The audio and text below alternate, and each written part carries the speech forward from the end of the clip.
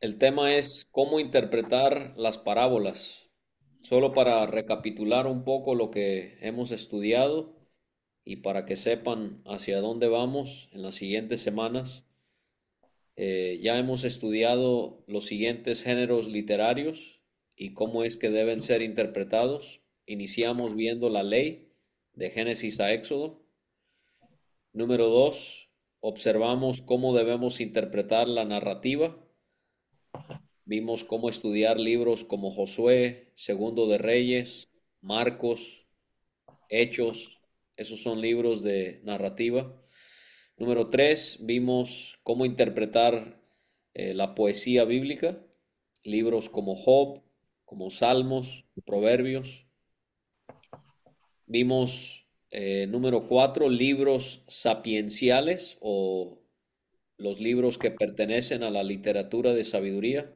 Job, Salmos, Proverbios, Eclesiastés, Cantar de los Cantares. La semana pasada observamos cómo interpretar libros proféticos, libros como Daniel, libros como Malaquías, que han sido citados ya esta tarde. Lo que faltaría observar es cómo interpretar las parábolas que haremos en esta clase. La semana que viene, si Dios permite, observaremos cómo interpretar las epístolas y concluiríamos, como dije ya, esta sección de la interpretación de las escrituras dentro de la hermenéutica, estudiando cómo entender, cómo interpretar la literatura apocalíptica de la que también hemos estado conversando.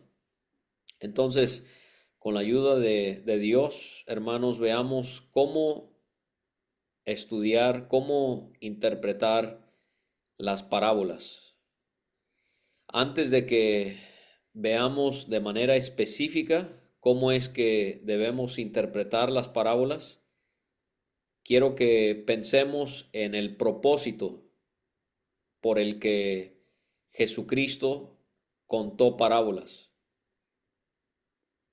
eh, tomándole a él como el ejemplo supremo de alguien que enseñó utilizando esta figura literaria, pero sabemos, y lo voy a mencionar en un momento, él no fue el único que contó parábolas. Encontramos parábolas también en el Antiguo Testamento. Entonces, de manera general, o sea, lo que no quiero es que pensemos que cuando estudiamos narrativa, si yo hice más énfasis en libros del Antiguo Testamento, no quiero que piensen que eso no aplica a los libros de narrativa del Nuevo Testamento, porque es lo mismo. Entonces, así como interpretamos un libro como Josué de narrativa, así también hacemos con Lucas en el Nuevo Testamento. Y lo mismo ocurre con las parábolas. Lo que vamos a aprender acerca de cómo debemos entender las parábolas eh, del Señor Jesús. Quizás voy a enfatizar más las parábolas de Jesucristo, pero en términos generales podemos aplicar los mismos principios interpretativos para poder entender parábolas del Antiguo Testamento. Entonces, para que nosotros estudiemos el propósito por el cual el Señor de gloria habló en parábolas cuando Él estuvo aquí sobre la tierra, quiero que estudiemos versículo por versículo Mateo 13, del 10 al 17. Lo voy a poner en la pantalla para que lo tengan todos ahí presente. Eh, Mateo 13, del 10 No, le hablé a un cuate, pero me al, dice que del 10 al 17. Entonces, vamos a comenzar observando, dice, entonces, acercándose los discípulos, le dijeron, ¿por qué les hablas por parábolas? Después de que el Señor contó la parábola del sembrador, que conocemos bien en los primeros 9 versículos, los discípulos del Señor se le acercaron y le preguntaron sobre el motivo por el cual él le hablaba a la multitud en parábolas. Ahora, antes de seguir con este deseo de contestar la pregunta ¿por qué Jesús contó parábolas? Sería importante que entendamos lo que es una parábola.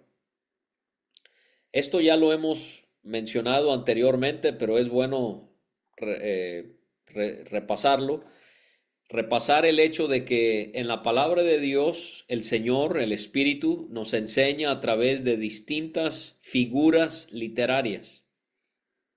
Hemos considerado cómo Dios nos habla a través de similitudes. Un símil es cuando comparamos una idea con otra. Normalmente se usa la palabra como.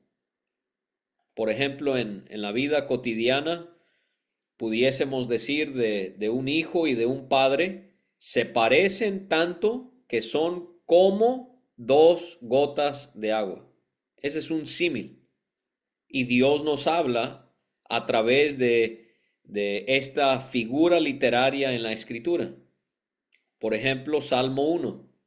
Será como árbol plantado junto a corrientes de aguas que da su fruto en su tiempo y su hoja no cae y todo lo que hace prosperará.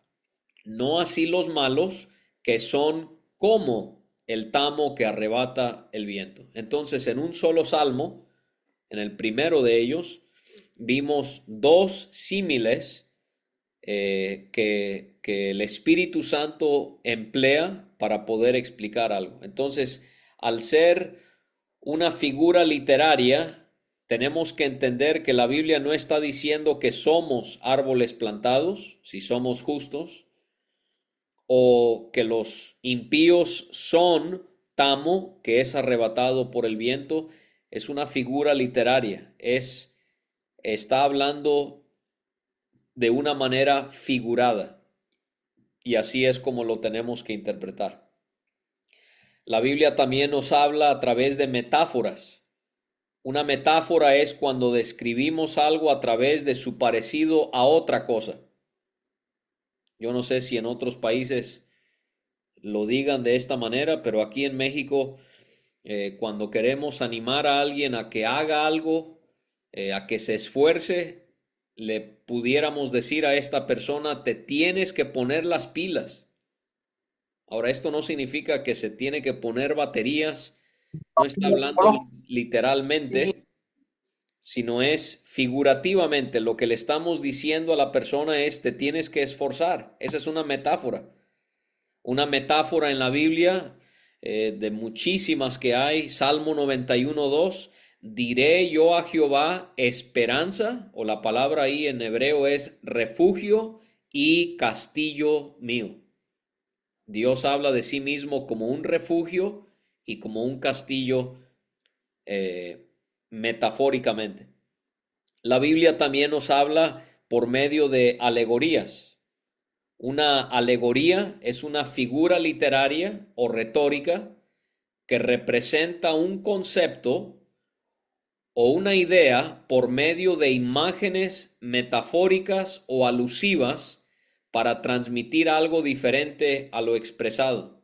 O sea, es explicar una idea a través de términos que le son ajenos, pero que sirven para ilustrarla. Aquí, por ejemplo, entrarían las fábulas que nos leían cuando éramos niños. Son relatos breves, que son ficticios, pero que tienen una moraleja al final. Todos conocemos la historia, el cuento, la alegoría de la tortuga y la liebre de Esopo. La tortuga lenta, pero constante en una carrera, y le gana a una liebre que, aunque es rápida y veloz, es demasiado confiada. La liebre se confía, se queda dormida, ¿y qué sucede con la liebre? Pierde la carrera. ¿Qué es lo que nos está enseñando esa alegoría? que es mejor ir despacio, pero con paso firme. La Biblia nos habla también a través de alegorías. Gálatas 4, Pablo dice que lo ocurrido entre Sara y Agar fue una alegoría. Él usa esa alegoría para enseñarnos que ya no estamos bajo la ley, sino que estamos bajo la promesa. En Jueces capítulo 9 se nos habla de una alegoría que involucra el reinado de Abimelech y se nos cuenta en forma de fábula. Entonces hay alegorías. Hay tipos también en la Biblia. Un tipo es una persona o una cosa que simboliza algo. Los eventos del Antiguo Testamento son tipos de cosas que Dios quiere enseñarnos, de acuerdo a lo que Pablo le escribió a los Corintios, 1 Corintios 10, 1 a 11. O sea que hay personas, hay cosas en el Antiguo Testamento que representan a Cristo Jesús, u otras cosas también, no solo Él. Por ejemplo, Juan 3:14, la serpiente de bronce levantada por Moisés es un tipo del Hijo de Dios siendo levantado sobre la cruz. Otra figura literaria serían los proverbios, de los que ya hablamos cuando estudiamos cómo interpretar libros poéticos. Un proverbio es un refrán conciso que contiene una instrucción que se busca transmitir.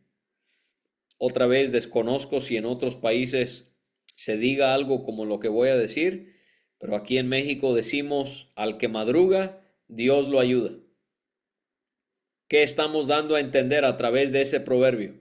Que la persona responsable y trabajadora es bendecida por Dios. Bueno, la Biblia nos habla a través de muchos proverbios. Proverbios 12:4, la mujer virtuosa es corona de su marido, mas la mala como carcoma en sus huesos. Entonces, la Biblia nos habla a través de distintas figuras literarias. Pero la que nos interesa es, la Biblia nos habla a través de parábolas, porque ese es el tema que estamos observando. La Biblia nos habla a través de parábolas. Una parábola es un relato que es contado para dar una enseñanza. Es una imagen que es prestada del mundo visible para acompañar a una verdad invisible o espiritual. En el caso del Hijo de Dios, sus parábolas se trataron de historias sobre cosas de la vida cotidiana y tenían una enseñanza espiritual y eterna. O sea, una parábola es decir algo al poner dos ideas juntas, una al lado de la otra. La palabra parábola se compone de dos palabras. La palabra para es al lado de, y la palabra bayó significa colocar. Entonces, una parábola es colocar dos ideas, una al lado de la otra. Es contar una semejanza o una similitud en donde algo contado tiene un significado.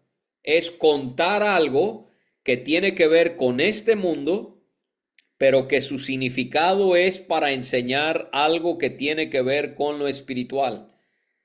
Repito, es comparar una cosa con otra.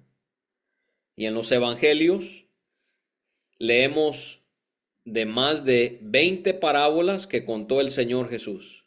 Y en cada una de ellas, Jesucristo cuenta algo en donde Él compara un evento a una instrucción importante que Él quiere que conozcamos.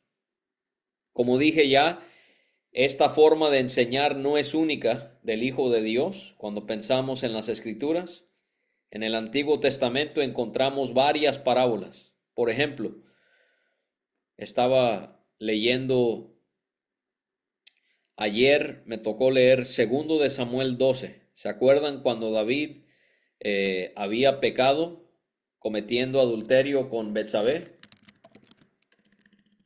Y él tristemente no solamente cometió ese pecado, pero también mandó a matar a, a Urías, y David pensó que eso había quedado oculto, pero Natán es enviado a David, y Natán, para exhibirle a David su propio pecado, ¿qué hace? En los versículos 1 a 4, Natán, por revelación de Dios, le contó una parábola a David. Le habla de dos hombres en una ciudad, uno era rico, el otro era pobre. El rico tenía muchas ovejas y muchas vacas, pero el pobre no tenía más que una sola corderita que él había comprado y criado y que había crecido con él y con sus hijos juntamente. Comía de su bocado, bebía de su vaso, dormía en su pecho y la tenía como a una hija.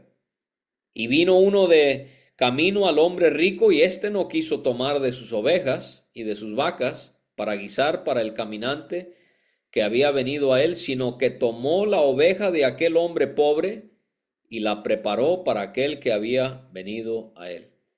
Esa no es una historia real, esa es una parábola donde Natán cuenta algo, porque a la par de esa historia hay un significado espiritual. O sea, Natán no le estaba contando esta historia a David para entretenerlo, sino más bien era para señalarle su pecado. Y eso fue lo que ocurrió. David tuvo que entender que él había sido como ese hombre rico que había causado tanto mal. Entonces, hermanos, retomando lo que íbamos a ver en Mateo 13, para que contestemos por qué Jesucristo hablaba en parábolas. Y creo que vamos a comprender algunas cosas que quizás habíamos oído anteriormente en cuanto a las parábolas, pero que son ideas erradas y que no son la razón por la que Jesucristo hablaba en parábolas. Muchas veces oímos a hermanos decir que Jesucristo habló en parábolas para que la gente entendiera mejor lo que él estaba tratando de comunicar. Y vamos a ver que eso no es cierto. Vamos a ver que es todo lo contrario. Entonces, en el versículo 10 dice: entonces, acercándose los discípulos, le dijeron: ¿por qué les hablas por parábolas? Entonces, vamos a considerar cómo es que ellos le preguntan al Señor por qué es que Él habla a las personas por parábolas. Bueno, en el versículo 11, Él respondiendo les dijo: porque a vosotros os es dado saber los misterios del reino de los cielos, mas a ellos no les es dado. Jesús explicó que él hablaba en parábolas porque a ellos, a los discípulos, les era dado saber los misterios de los cielos, pero a los demás no les era dado a conocer. Aprendemos entonces que el Señor Jesús contaba parábolas para revelarle conocimiento a algunos, pero para esconder el conocimiento a otros. Para algunos, revelar; para otros, ocultar. El significado de las parábolas solo era, hermanos, para sus discípulos, o sea, para aquellos que creían en él, aquellos que le seguían de forma sincera. El significado de las parábolas no era para aquellos que realmente no creían en él ni le seguían. Para los discípulos las parábolas les enseñarían, dice el texto, sobre los misterios del reino de los cielos. Entonces, hermanos, hemos aprendido que las parábolas no son para dar a conocer más claramente lo que el Señor está tratando de dar a conocer, sino que más bien solo era el significado para sus discípulos, sus seguidores, y era para esconder el significado de los incrédulos. Ahora quiero que pensemos en el hecho de que las parábolas enseñaban sobre los misterios del reino de los cielos. ¿Qué es un misterio? Un misterio en la Biblia es algo ocultado por Dios de los hombres, pero después a su tiempo revelado a ellos. Son cosas que los personajes del Antiguo Testamento desconocieron, pero que Dios lo reveló a su pueblo a través de Jesucristo y sus apóstoles. Por ejemplo, 1 Corintios 15:51 nos dice que el arrebatamiento de la iglesia es un misterio. ¿Por qué? Bueno, porque los que vivieron bajo la ley de Moisés sabían que Cristo vendría por segunda vez, porque el Antiguo Testamento profetiza su venida. Se mencionó la profecía de Zacarías. Zacarías claramente profetiza que el Mesías habría de venir.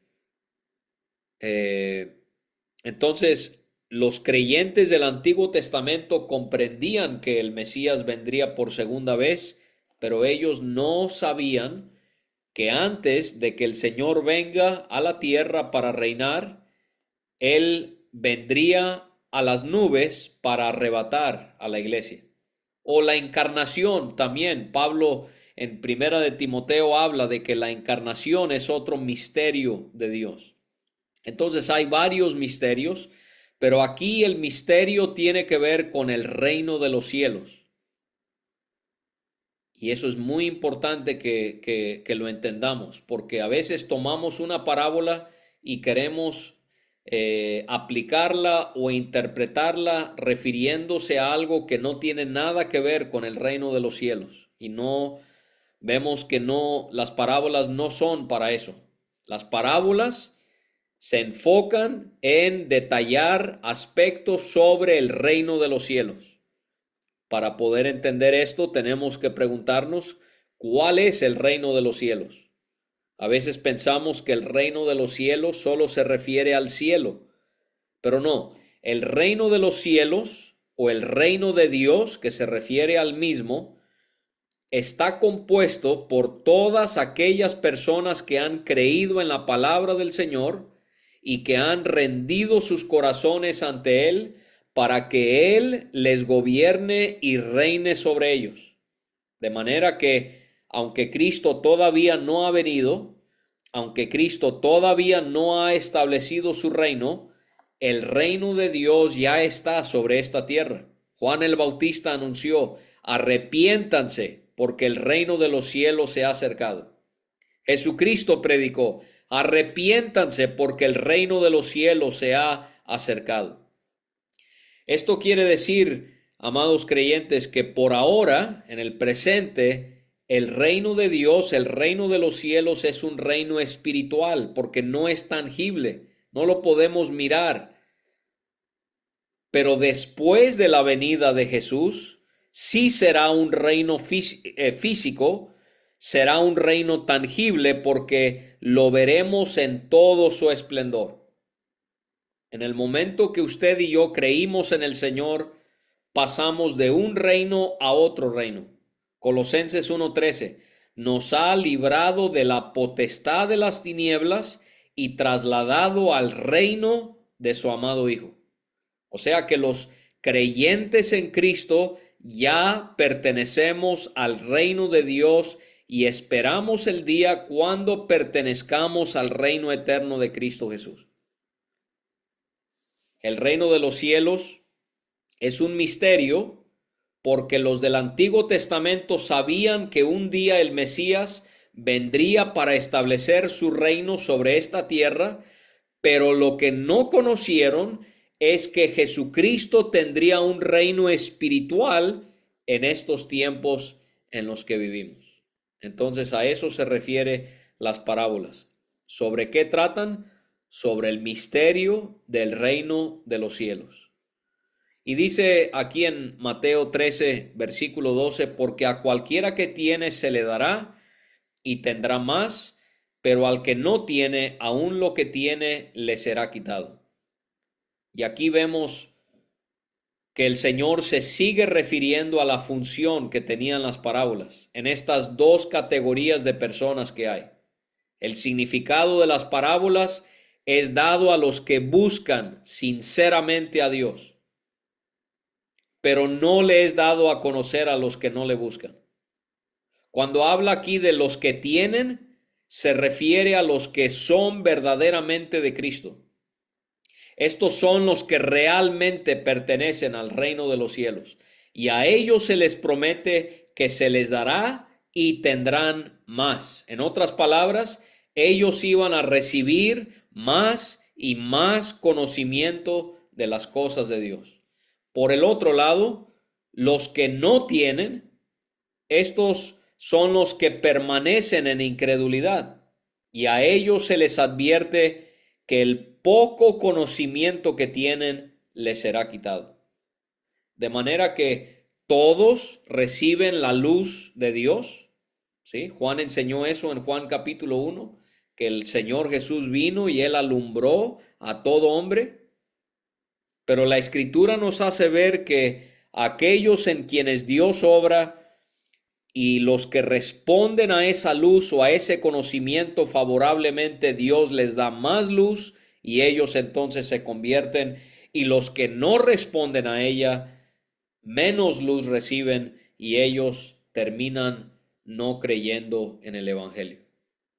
En el versículo 13 leemos ahí en Mateo 13, por eso les hablo por parábolas, porque viendo no oyen y oyendo no oyen ni entienden. Jesucristo afirma una vez más por qué era que él le hablaba a las multitudes por parábolas.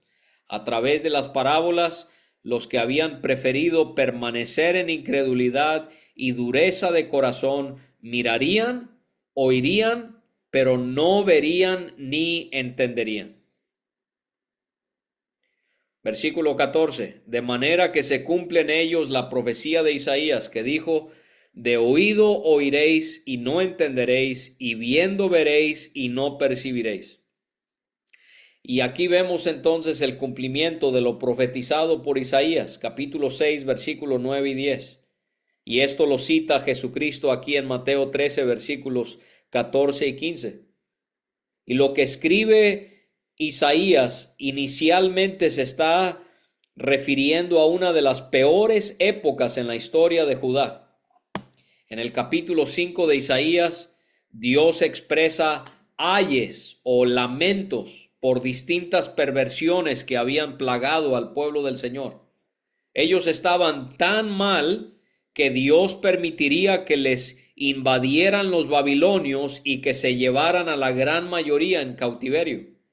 Y Dios les había advertido sobre esto en numerosas ocasiones, y al no hacerle caso, el Señor les castigó en cuanto a lo que les dirían los profetas. Ellos oirían, pero no entenderían. Mirarían, pero no percibirían. Y en vez de arrepentirse y en vez de obedecer a Dios, ellos prefirieron perseverar en su iniquidad. Y como castigo, Dios permitió que se perdieran en su propia perversidad. Y esto fue exactamente lo mismo que hizo el Señor Jesús con las personas de su tiempo. Les escondió la doctrina de Dios en las parábolas para que las oyeran, para que miraran, pero no pudiesen entenderlas. Dice en el versículo 15 de Mateo 13, porque el corazón de este pueblo se ha engrosado, y con los oídos oyen pesadamente, y han cerrado sus ojos, para que no vean con los ojos y oigan con los oídos, y con el corazón entiendan y se conviertan, y yo los sane. Él sigue entonces citando a Isaías, y nos preguntamos por qué Dios trató así a Judá. Y preguntamos también por qué Jesús trató así a las personas de su tiempo. Porque su corazón, hermanos, se había engrosado. La palabra ahí en hebreo es se había hecho grueso. Les había salido callo a su corazón. Y entre más, esto es lo que aprendemos del hombre, entre más el hombre escucha la palabra de Dios y no cree, más se le endurece el corazón como castigo de Dios. O sea, Él le da a las personas exactamente lo que quieren. Es como lo que ocurrió con Faraón, quien quiso endurecer su corazón y Dios le dio exactamente lo que él deseó. Los que prefieren creer la mentira en vez de creer en aquel que es la verdad, Dios les enviará en la tribulación un poder engañoso para que crean la mentira del anticristo, para que así ellos sean condenados. Aquellos que amaron más las tinieblas que la luz porque sus obras eran malas, irán al lugar del castigo donde nunca van a mirar ni un solo destello de luz. Dios también dice que las personas incrédulas que con sus oídos oyen pesadamente, o sea, estas son las personas que escuchan, pero escuchan con mucha dificultad. Son las personas que cierran sus ojos ante las verdades divinas que son expuestas delante de ellos. Y por causa de esto, Dios no permite que las personas vean con sus ojos, que no oigan con sus oídos, que no entiendan con el corazón y que no se puedan convertir para que Dios los sane, para que Dios los salve. Y esto lo que nos muestra es que la salvación no es algo que se recibe a través de la responsabilidad humana. La salvación, hermanos, es una obra 100% de Dios. Es mentira que una persona pueda creer cuando quiera. Si Dios no está obrando en esa persona, no hay manera de que esa persona reciba la vida eterna. La salvación es una obra que Dios hace en las personas a través de su Espíritu y a través de su palabra. Y esto es muestra de que la vida eterna no se recibe cuando uno quiere, se recibe cuando Dios lo dice. Pasamos al versículo 16. Pero bienaventurados vuestros ojos, porque ven, y vuestros oídos, porque oyen. Jesús ahora habla a sus discípulos y los bendice. Los bendijo porque ellos sí veían con sus ojos y sí oían con sus oídos. A ellos es que se refería cuando decía, el que tiene oídos para oír, oiga. O sea, ellos son los que sí habían hecho caso a lo que Él les había revelado.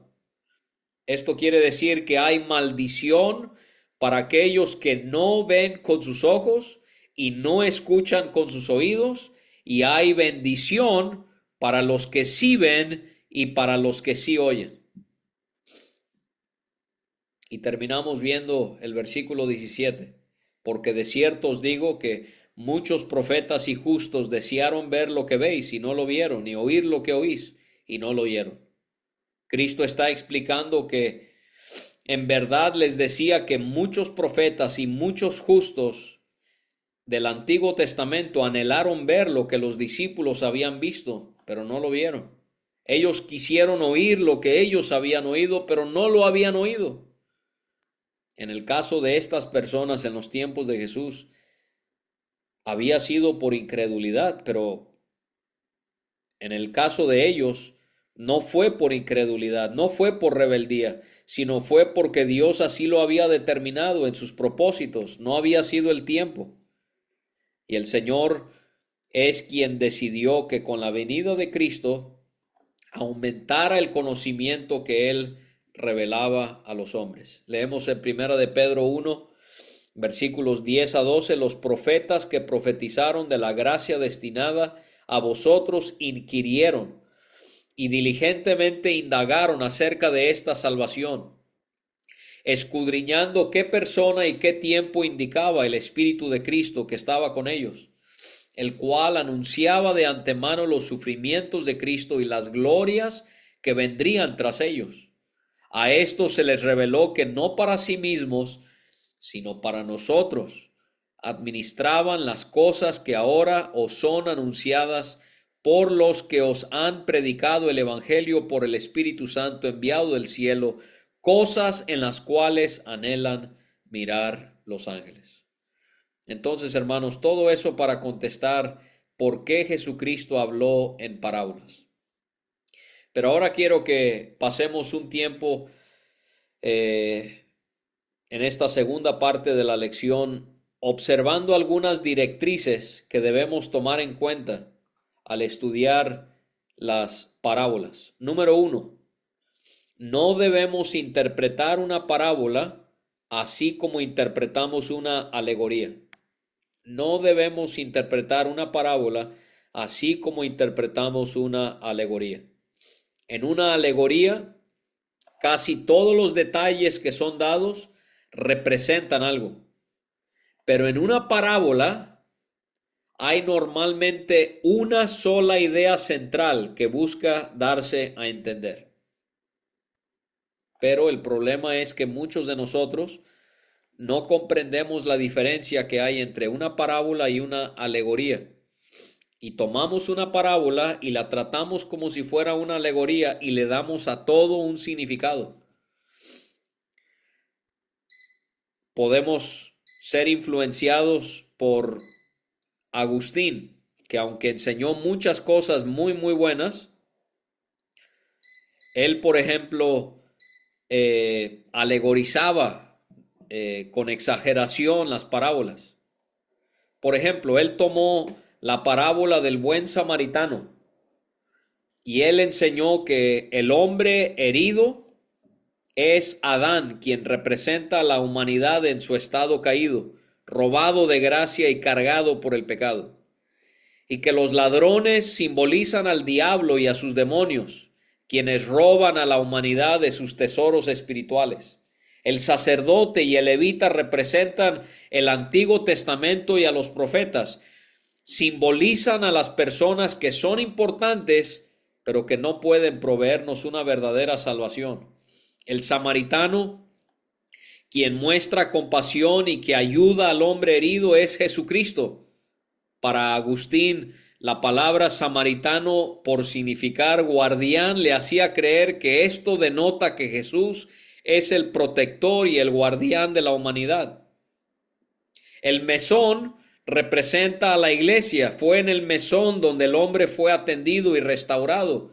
Y de una manera simbólica, Agustín enseñaba, esto es lo que debe buscar hacer la iglesia. El mesonero es Pablo, quien mostró un cuidado por las almas convertidas en la iglesia. Y que los 2 denarios pueden representar los 2 mandamientos principales sobre el amor: amar a Dios sobre todas las cosas, amar al prójimo. O, enseñaba Agustín, los 2 denarios también pudiesen simbolizar las promesas que tenemos en cuanto al cielo que nos espera. No, hermanos, eso es una alegoría y estas son parábolas. Tenemos que buscar la idea central que está siendo enseñada en la parábola. Número 2, busquemos la idea central que enseña el Señor en una parábola. O sea, nuestra tarea en la parábola es averiguar qué es lo que Jesús busca recalcar en lo que está contando. No nos distraigamos con los datos que son secundarios, hermanos. Hay datos que el Señor cuenta, pero que realmente no debemos pensar que están a la par de otras cosas que Él menciona que realmente nos ayudan a entender cuál es la idea central. Por ejemplo, en la parábola del sembrador, para regresar a donde estábamos allí en Mateo 13, si queremos buscar la idea central. ¿Cuál es la idea central de la parábola del sembrador? La parábola del sembrador no habla mucho acerca del sembrador. Solo dice que el sembrador salió a sembrar. Entonces, si Jesucristo no le dio mucho énfasis al sembrador, nosotros tenemos que hacer lo mismo. Jesucristo tampoco enfatizó mucho la semilla. Solo se nos dice que la semilla es la palabra de Dios, pero no se nos dice más. ¿Qué es lo que recalca entonces? ¿Cuál es la idea central de la parábola del sembrador? Sencillamente, hermanos, La parábola del sembrador es explicarnos por qué no todos creen en la palabra de Dios. Y ya, esa es la idea central. Pero se fija, si nosotros nos distraemos con datos secundarios, vamos a decir todas estas cosas acerca del sembrador, todas estas cosas sobre la semilla, pero no, el énfasis que da Jesús es los 4 tipos de tierra que representan las 4 respuestas que las personas dan al Evangelio. Entonces nosotros debemos hacer lo mismo, buscar esa idea central. Número 3. No basemos, hermanos, una doctrina en lo que una parábola dice. No basemos una doctrina en lo que una parábola dice. Al ser una parábola lenguaje figurado, podemos usar su contenido para relacionarlo con una doctrina claramente detallada en las Escrituras, pero no podemos interpretar algo en una parábola y basar una doctrina en eso, porque es lenguaje figurado. Tendríamos que ir a otro texto que no sea una parábola para corroborar que realmente debamos sostener esa doctrina. Entonces, no basemos una doctrina en lo que una parábola dice. Número 4. Identifiquemos quién es la audiencia original. Cuando leemos una parábola, necesitamos preguntarnos, ¿a quién contó Jesús la parábola? Esto es muy importante. Voy a poner como ejemplo Lucas 15.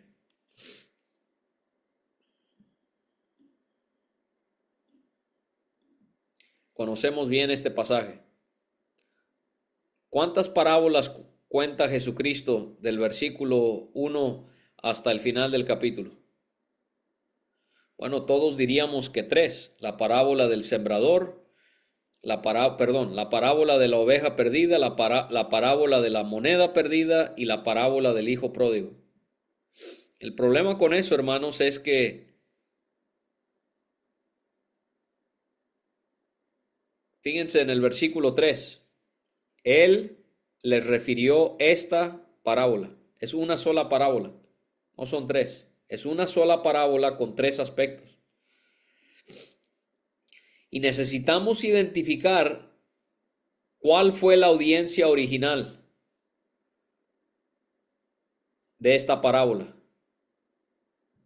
Se acercaban a Jesús todos los publicanos y pecadores para oírle, y los fariseos y los escribas murmuraban diciendo, este a los pecadores recibe y con ellos come. Eso es indispensable, hermanos, que tomemos en cuenta. Que veamos quién fue la audiencia original.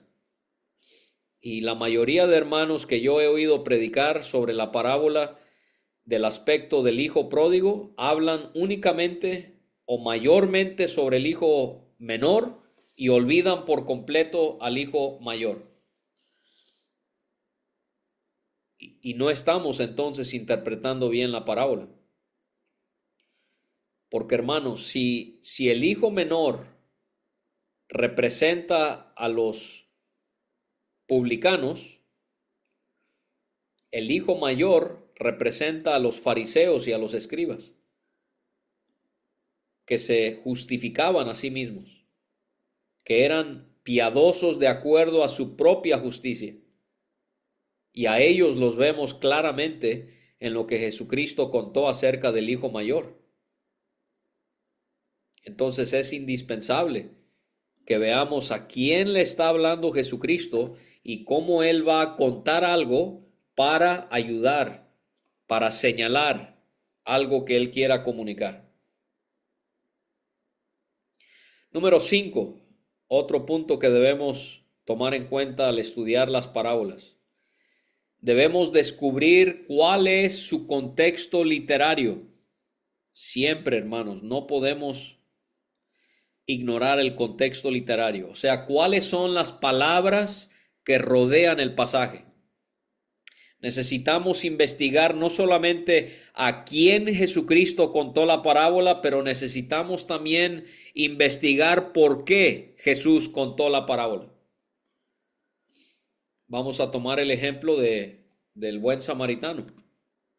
Y quizás ustedes escucharon la interpretación de Agustín de Hipona, que vivió hace más de 1000 años, y ustedes dicen, bueno, pero es que la interpretación que yo he oído se parece mucho a lo que el hermano Agustín dice ahí. Pero no, hermanos, no. La parábola del buen samaritano no tiene nada que ver con pecadores muertos en el pecado, y Jesucristo es el buen samaritano que llega y que aplica el aceite y el vino, que es el espíritu, y la palabra, y el mesón, que es la iglesia, y el cuidado. No, hermanos, nada. Eso es imponerle al texto algo que no está ahí. Si vemos el contexto literario, no hay nada que indique que esa sea la interpretación de esa parábola. Entonces usted quizás va a tener una crisis existencial, porque por años ha pensado que la parábola del buen samaritano es un cuadro que describe la salvación del pecador, pero no, nada que ver. ¿Cuál es el contexto literario? Este abogado, el intérprete de la ley, se le acerca a Jesucristo para probarle y le dice: Maestro, ¿haciendo qué cosa heredaré la vida eterna? ¿Qué puedo yo hacer para recibir la vida eterna? Jesucristo le dice: ¿qué está escrito en la ley? ¿Cómo lees? Bueno, él dice: amarás al Señor tu Dios con todo tu corazón y con toda tu alma y con todas tus fuerzas y con toda tu mente, y a tu prójimo como a ti mismo. Y el Señor le dice: bien, has respondido, haz esto y vivirás. Bueno, pero ahí no termina, porque él quiere justificarse a sí mismo. Y le dice a Jesús: ¿y quién es mi prójimo? Y entonces Jesucristo cuenta la parábola del buen samaritano. ¿Se fijan? La parábola del buen samaritano no tiene nada que ver con la salvación del pecador. La parábola del buen samaritano es para mostrarle a este hombre orgulloso y piadoso de acuerdo a su propia piedad, que el prójimo es aquel que realmente ayuda a los que tienen necesidad, pero más allá, Cristo está dando a entender: amigo, tú no puedes salvarte a ti mismo. Tú no puedes hacer absolutamente nada para heredar la vida eterna. Y entonces esto lo corroboramos, porque al final Jesucristo preguntó: ¿quién pues de estos tres te parece que fue el prójimo del que cayó en manos de los ladrones? Él dijo: el que usó de misericordia con él. Entonces Jesús le dijo: ve y haz tú lo mismo. No, hermano David, pero suena más bonito cuando decimos que es un cuadro de la salvación. Es más atractivo ver que el hombre representa al hombre pecador, y que Jesucristo es el buen samaritano, y que levita.